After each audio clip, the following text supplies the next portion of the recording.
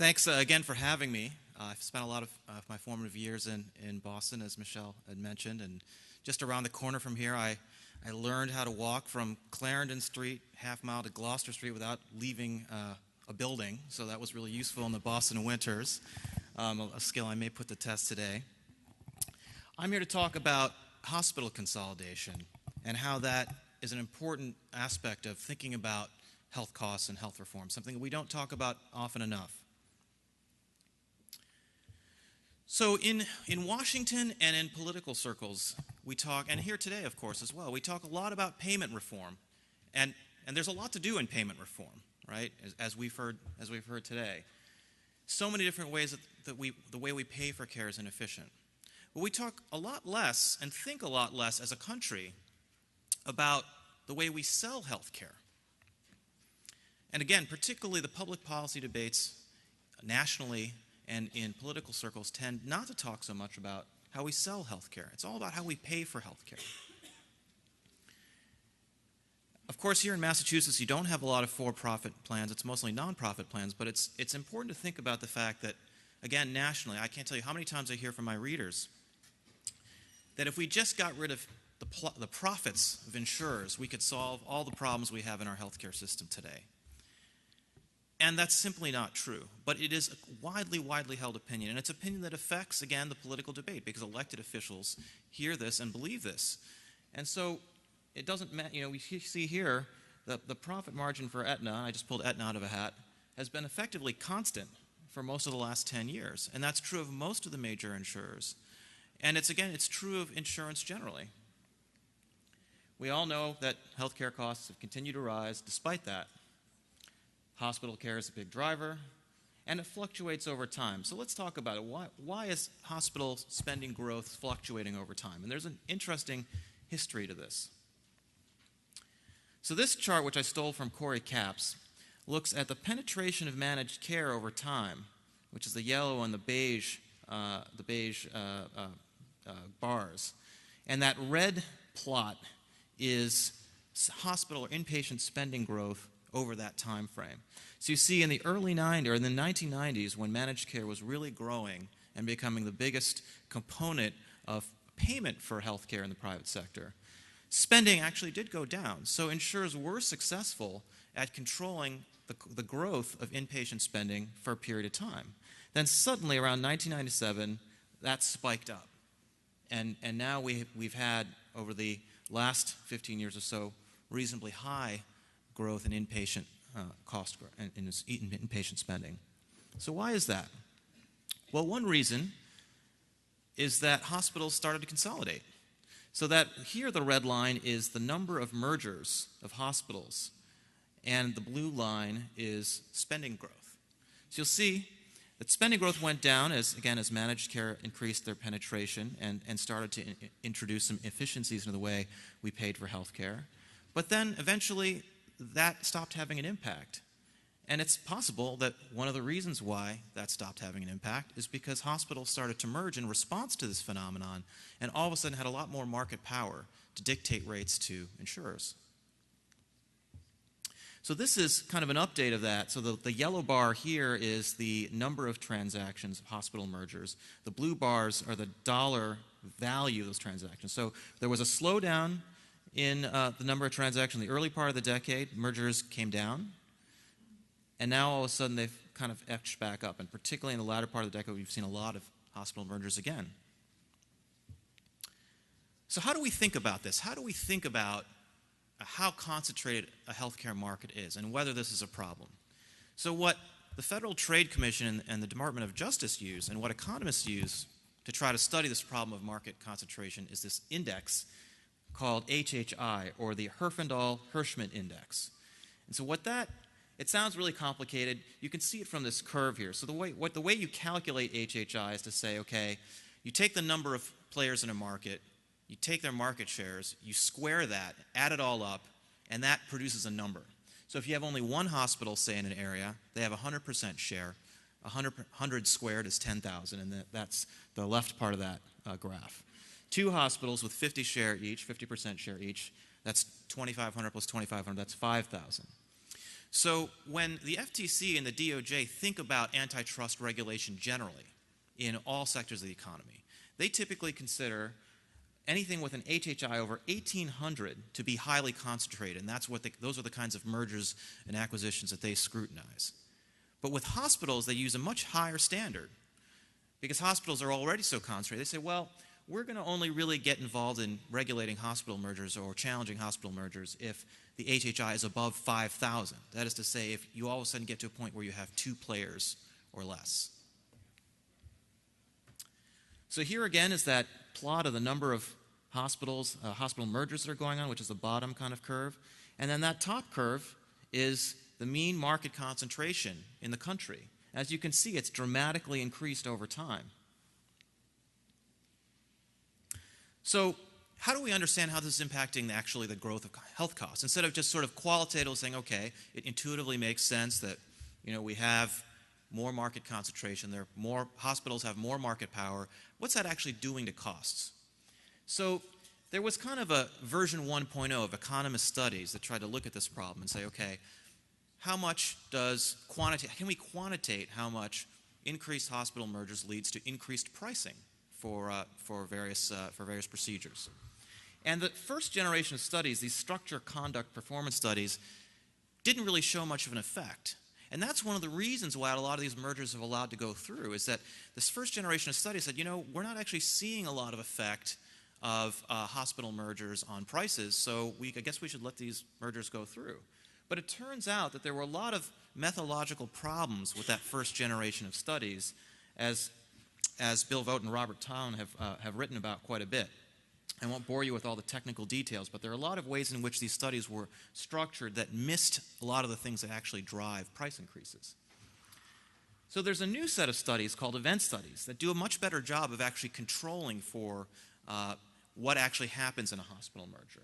And these studies show a dramatic effect. So you can say that the second generation of economist studies on this problem showed a dramatic effect in prices when you have hospital consolidation. So Lee Moore Daphne of Northwestern did a study looking at price increases by rivals of merged hospitals. You take a couple of hospitals, you merge them, how do their rivals in that same market increase their prices or react during that merger? And it turns out that rivals of hospitals that merge increase their prices by 40% from 1989 to 1997. The hospitals that compete with neighboring hospitals within 7 miles of those hospitals. Price increases correlated with proximity, so the closer hospitals are together, the more mergers lead to higher prices. And if you don't control adequately for these instruments, and that's the economist's term for how you think about controlling for what would happen if the merger didn't happen, or how the prices would go up if the merger didn't happen, you wouldn't see this effect. So the methodology really matters. And there have been further studies that have shown this effect as well. So you continue to see, again, with this second generation of studies from economists, that big mergers and increased concentration in hospitals really, really is an important driver of increased prices. This is a study that just came out from Jim Robinson, an economist at Berkeley, who found, this is again, the top set of bars is the blue bars are for hospitals, prices at hospitals where there's a concentrated market above average HHI, and the yellow bars are for hospitals that are in unconcentrated markets below the median HHI.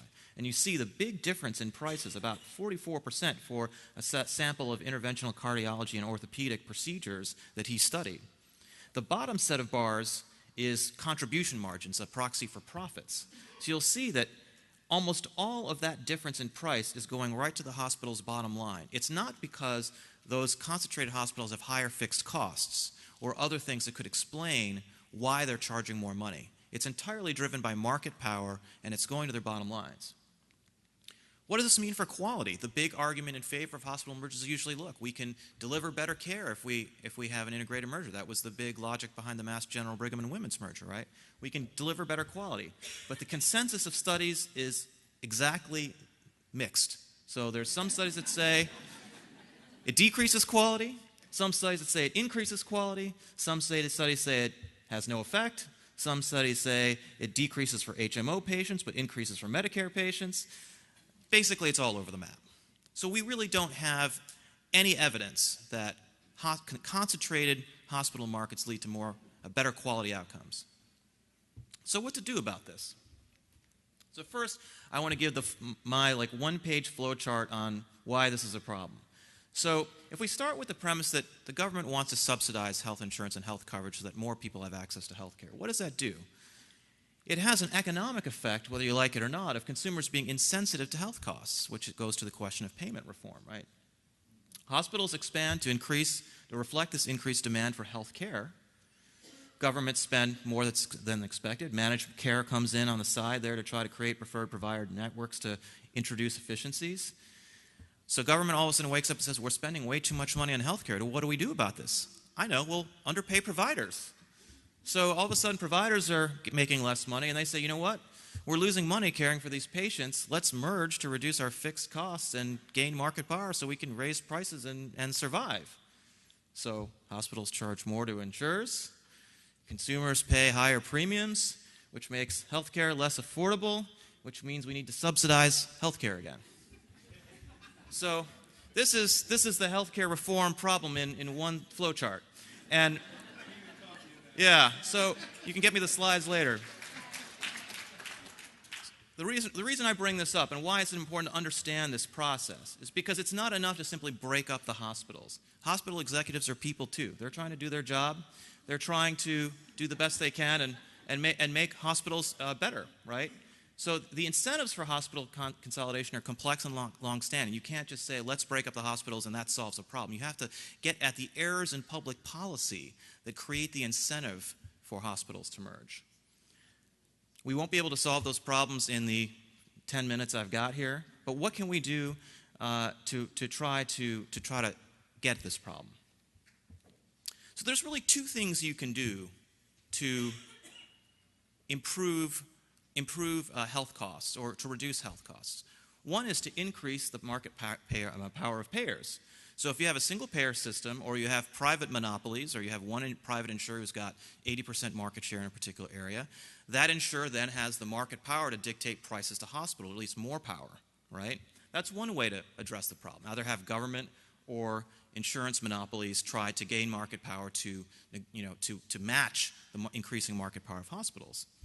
The other idea is to actually decrease the market power of the providers. That is to say, try to make sure that you're scrutinizing these mergers to make sure you don't create monopolies in other highly concentrated markets.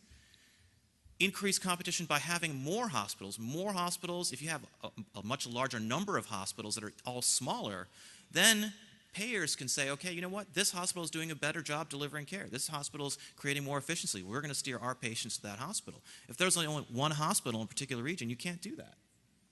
And also, you can facilitate medical tourism, telemedicine. Make sure that even hospitals are far away. Sometimes you save money actually sending your patient to Singapore for knee surgery, let alone to New Hampshire.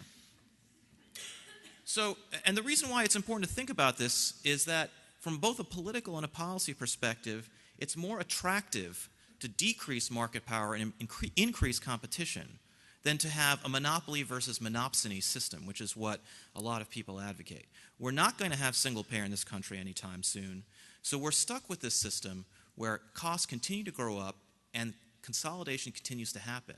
So we've got to start thinking about, if we don't want single payer as a country, what's the alternative? And I think this is the most viable alternative, to make sure we're thinking about what to do to increase competition among providers.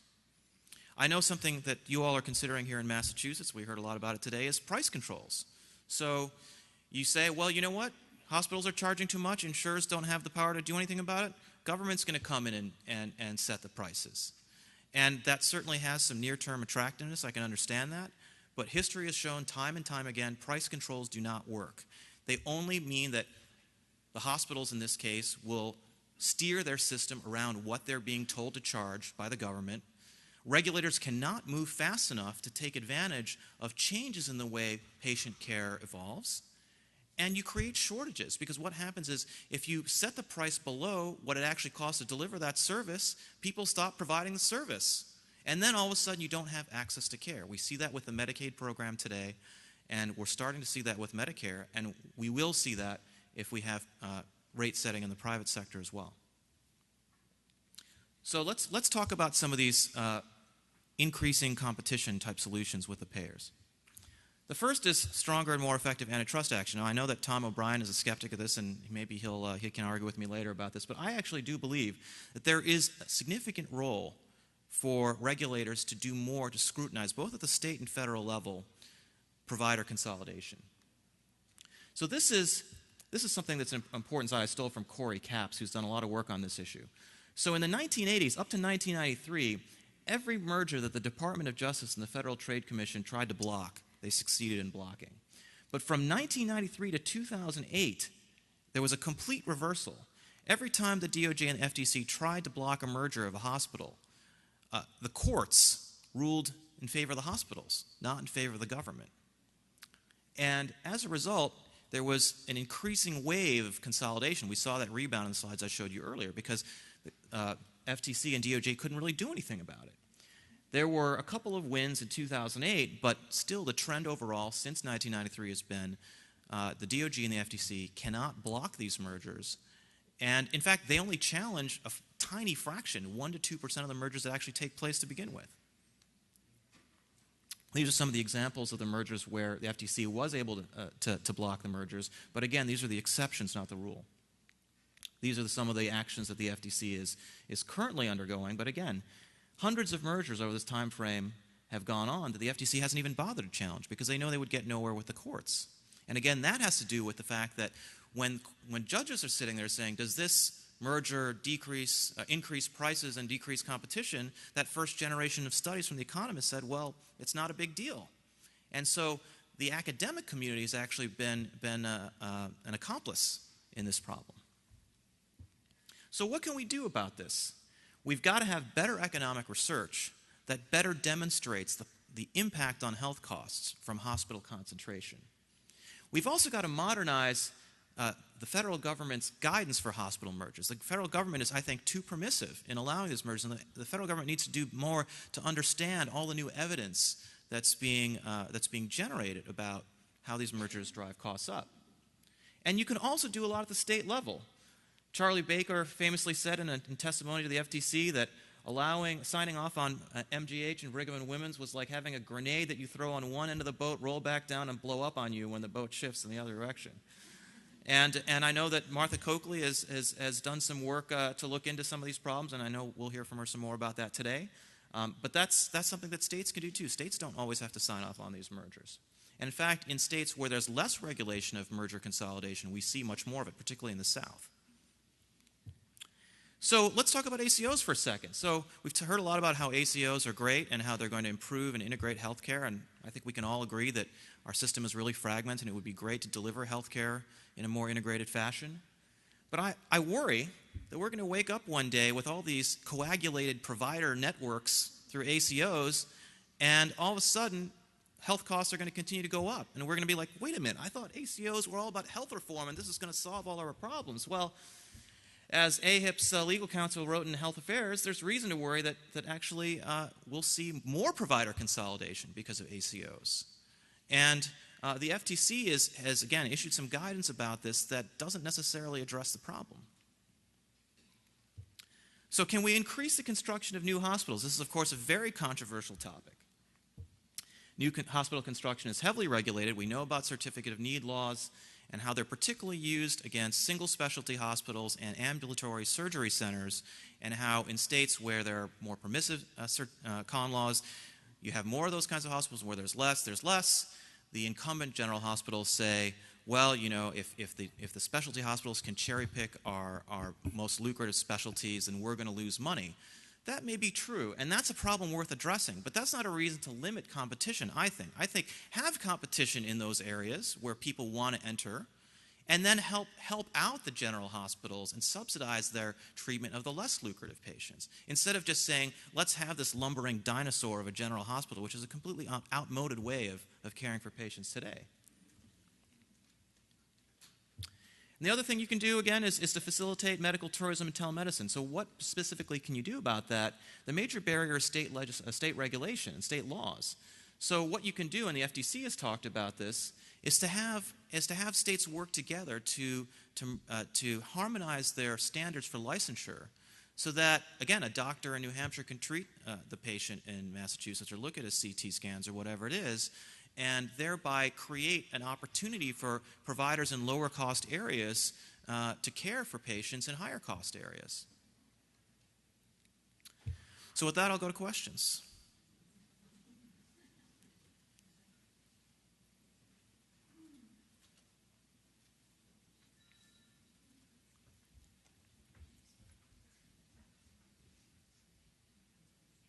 Just one piece of factual information. Actually, hospital prices in New Hampshire are higher than in Massachusetts. Sure.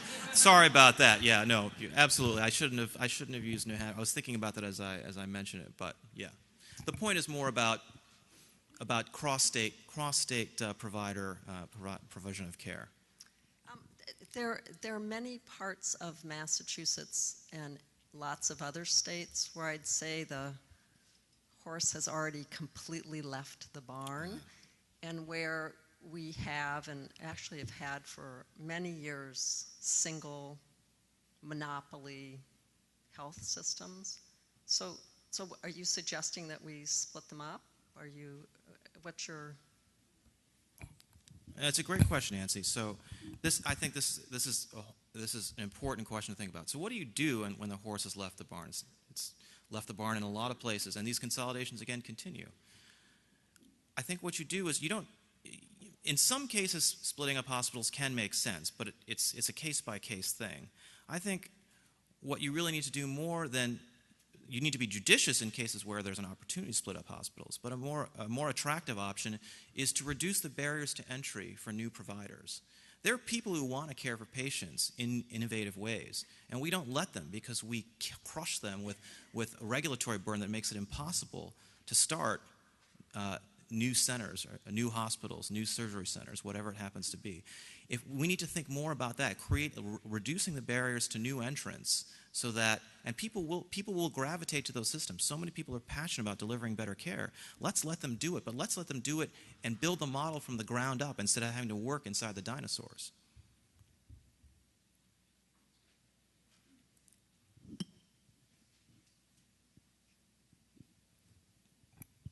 Hi, I'm looking while you're talking about that on my iPad at an article from the Commonwealth Fund that just came out about the insurer concentration and the impact of that.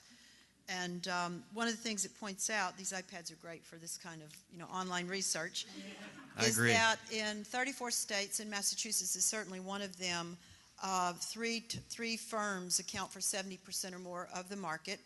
And they talk about the consequences of that. And one of the things they say is that as the insurer market has consolidated, which has been significantly greater by multiples, exponentially more than the provider market, it has caused an inability of flexibility and innovation and for providers to work uniquely in regional areas, because there tends to be a standardization and a homogenization of their approach. National firms want to do the same thing every way in every state, etc. So have you studied or analyzed in any way, or is there research about that aspect of consolidation? Because it seems that that we have to look at this overall, not just from the provider perspective. Yeah, so absolutely. And I think what I would say is which one is upstream and which one is downstream. So it's my view that the reason why we're seeing more consolidation among the payers is because that's the only way to respond to the consolidation among the providers. And there's also, of course, a whole set of insurer regulations which drive consolidation of insurers as well.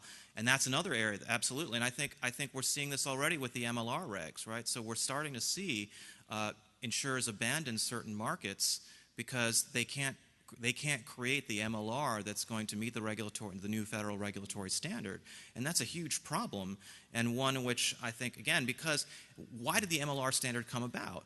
Because people didn't really understand the business model of insurance and said, well, all these administrative costs are terrible and it's just waste and we got to get rid of all that so that we can focus on patient care. Well, it turns out that it's a little bit more complicated than that. But the problem is we have this blunt instrument of MLR regulations, which is going to, again, it's going to drive more consolidation. That's not a good thing. Again, I don't want consolidation among the payers. I don't want consolidation among the providers. I want everyone to be fragmented. I think we'll have cheaper health care for it.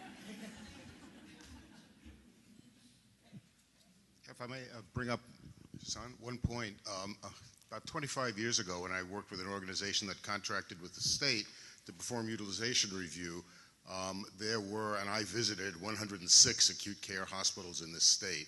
There are about 60 left now, or thereabouts, with heavy consolidation. But the point is that those 60 are meeting the inpatient need for this state. They're consolidated, but the point is there are enough beds. There are closed units on some of them. So how do you get from that situation to to advice that, or a position, maintaining a position that further bricks and mortar are somehow or other going to be necessary or beneficial to the system? That's my first point. And the other point is that despite consolidation in the insurance industry, the largest provider group in Boston is still basically calling the tune and driving the prices, and so the consolidation really hasn't really accomplished anything. And I don't think it's for any reason, certainly of the health plan that I am a part of, nor of any of the others. Yeah, two excellent questions. So let's start with the first one.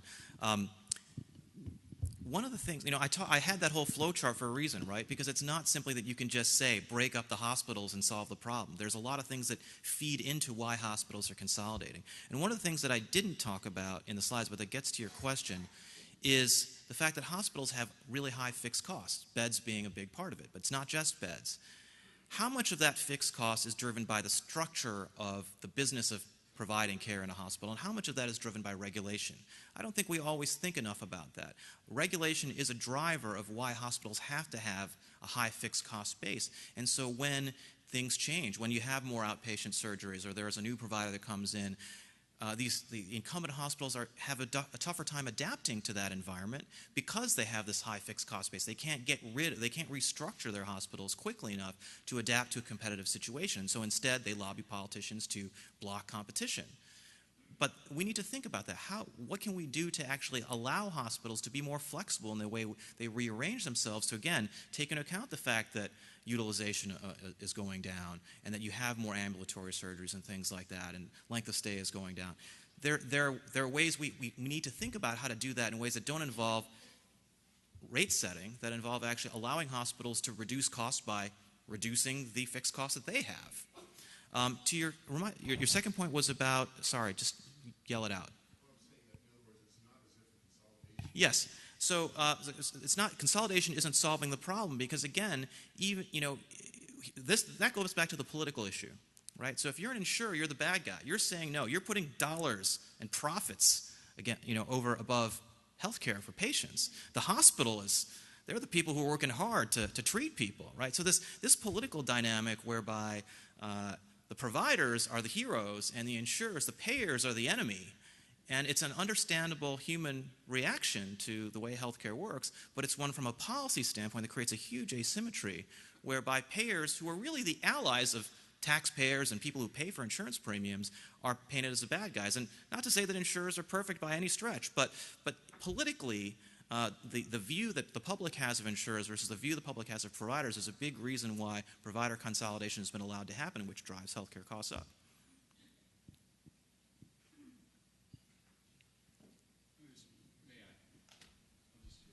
Okay. In every other form of insurance, there's a risk, it's underwritten, and there's a rate presented. Health insurance, we have consolidated to 3 or 4 major carriers in Massachusetts, and the underwriters, the insurance carriers, are not allowed to ask any questions. Do you think that there would ever be a chance that we might go back to some of the talk we heard today? If you go, instead of going to the Chinese buffet every day, you go to the gym, you should be rewarded for that. Do you think we might ever get back to the point where we were 20, 25 years ago, where you presented yourself as an individual or a group, based on your underwriting dynamic, you were given a rate? Smokers paid more, non-smokers paid less, if your weight was right, so on and so forth. Can we ever get back there? Yes, we can. And the reason, but the way forward is something that we haven't talked about today, which is one of the biggest problems with our system is that people go from job to job, or they lose their job and get a new job, and their insurance plan changes. Our entire insurance system, of course, is driven by employer-sponsored insurance, which is an artifact of World War II wage controls, because the government was trying to prevent wages from going up when half the men were off to war, and the women were left over, and there was a scarcity of labor. So the government said, okay, how do we make sure that there's not massive inflation because people try to compete for the scarce labor force. We'll have wage controls. So what happened? Employers said, we'll give people health insurance because that's not technically wages. And thereby we can get around this system of wage controls. Again, it was an example of the private sector outfoxing the regulators. And so today we have employer-sponsored insurance, which is tax-free. If we ever move to a system where you could buy insurance for yourself because maybe there was, say, a universal tax credit for health insurance regardless of whether you were employed or unemployed, where you worked, but you bought insurance for yourself instead of getting it through the HR department of your employer, then you could be on the same plan for 30 years instead of shifting plans every time you shifted jobs. And if you're on the same plan for 30 years, all those incentives about rewarding healthy behavior start to kick in. But when you shift plans all the time, that's when all of these problems around pre-existing conditions and insurers don't have as much incentive to monitor, to have wellness programs, behavioral health, because if you're only going to be on that plan for 3 years until you switch jobs, then it's kind of a waste of time. So tax reform is actually a huge part of improving that problem. Thank you very much.